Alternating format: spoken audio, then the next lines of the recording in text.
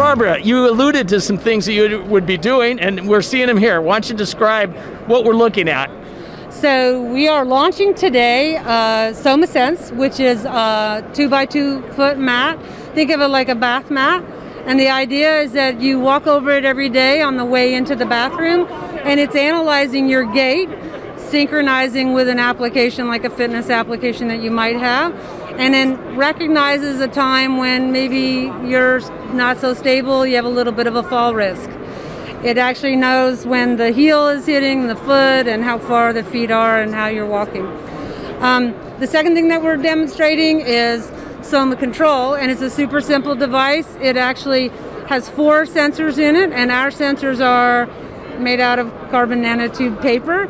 They're about 1 millimeter across, and each of the sensors, you basically put your hand within about 1 inch of them. Each finger, one turns on one light. So you can set it up to control all the lights in your living room. You can have them in every room and control something. But the idea is a simple device that you don't have to have the cell phone and an application. Everybody can use it. You can be as lazy as you want and not get up off the sofa to turn lights on. But it also helps people really understand how sensitive this product is and how many different applications it really has. Well, the health one, and that's of course how we met each other through the eye tracking, but the health application seems very fascinating to help someone who's maybe starting to lose it and lose their balance and not realize it, right? When you get older or you're frail, but also if you have any kind of problem like Parkinson's disease, a lot of times you're going in annually to get monitored. And what doctors will say is, well, people, they kind of behave their best when they go into the office and they're like, okay, now walk, and they want to be independent. But if you're just walking around the house, it'll pick up things that are more subtle. It's like any kind of study that you do in an office.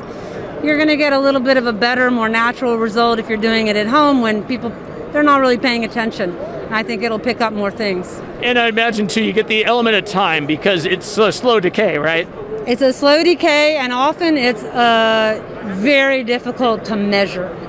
So if you don't know you have an issue, but you kind of think there's something, you can't really go to the doctor and pinpoint it.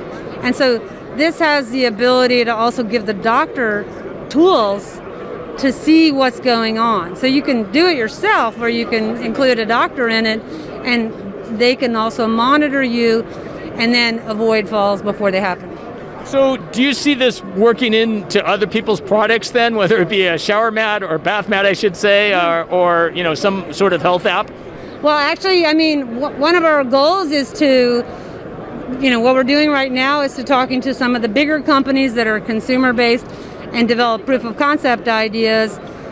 We're trying to avoid going all the way out to market, you know, ourselves. That's not a practical thing to do until maybe after Series A. So our first product launches will be in conjunction with other companies, and we're talking to some, and it could be embedded within other products like a bath mat or whatever. But you know, to some extent, it's sort of something that we'll discover during our conversations over the next couple of months. And it still has a ways to go. It sounds like there's integration for the next steps. It'll be later in 2022, probably Q3 before we launch our first product.